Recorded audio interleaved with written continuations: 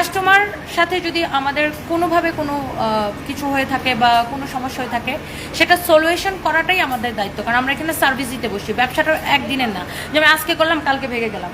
আমি তো এটা লং টাইম করার প্ল্যান এবং আমরা এটা কন্টিনিউ করবো। সো আমাদের তো হচ্ছে এই যে একটা 71 টিভিতে একটা নিউজ করছিল যে গুলিস্তানের প্রোডাক্ট পাকিস্তান হয়ে গেল।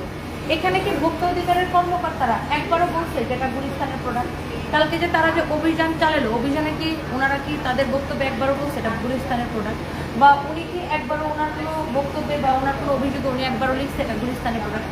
এরা শুধুমাত্র কিছু সাংবাদিক ভিউ বাড়ানোর জন্য রসালো বা হচ্ছে যে আপনার রসালো কি বলবো, রসালো ক্যাপশন দেয়, টাইটেল দেয় ভিউ বাড়ানোর জন্য শুধুমাত্র। তো এখানে যে গুলিস্তানের প্রোডাক্ট যে লিখলো ওরা, ও কিভাবে এটা জানলো যে গুলিস্তানের প্রোডাক্ট? এখানে কি ভোক্তা অধিকারের কোনো কর্মকর্তা তাদেরকে বলছে? বলে নাই তো, উনিও বলে নাই।